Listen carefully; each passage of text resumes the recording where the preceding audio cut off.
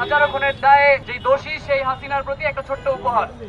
আজকের এই ঘৃণা স্তম্ভ আমাদেরকে হাজার বছর ধরে স্মরণ করিয়ে দিবে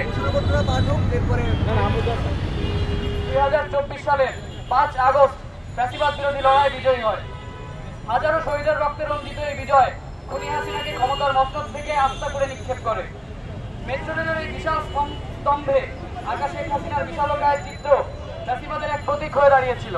3 আগস্ট চূড়ান্ত বিজয় অর্জনের আগেই জনগণ ফ্যাসিবাদের এই দম্ভচিত্রের উপর নিজেদের ঘৃণার বহিঃপ্রকাশ ঘটাতে শুরু করে, যা পূর্ণতা পায় 5 আগস্ট। বাংলাদেশের জনগণের ফ্যাসিবাদ এবং স্বৈরাচার এর প্রতি ঘৃণার প্রতীক হয়ে যুগ যুগান্তর দাঁড়িয়ে থাকবে স্তম্ভ।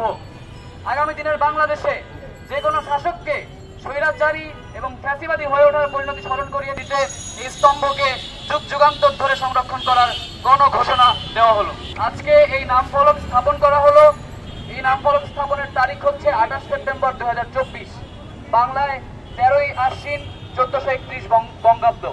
একই সাথে এই যে ঘোষণাপত্র এটি সংরক্ষণ করবে ফ্যাসিবাদ বিরোধী ঘৃণাস্তম্ভ সংরক্ষণ কমিটি।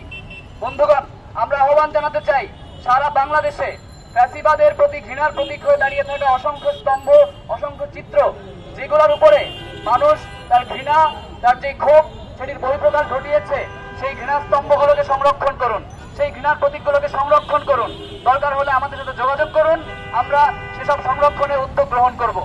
বন্ধুগণ, এই স্তম্ভগুলো, এই চিত্রগুলো, এই ঘৃণার প্রতীকগুলোকে সংরক্ষণ করা জরুরি, কারণ বাংলাদেশে অতীতে অনেকবার স্বৈরাচার এসেছে, স্বৈরাচারকে আমরা হটিয়েছি, এবং যে কোনো শাসক আগামী দিনে যারা বাংলাদেশের ক্ষমতা আসীন হবে তারা যেন মনে রাখে যে স্বৈরাচার কিংবা ফ্যাসিবাদের পতন আমরা কিভাবে ঘটাই। শিয়া বাটার ও ভিটামিন ই সমৃদ্ধ lily glam beauty soap. Lily, always beautiful.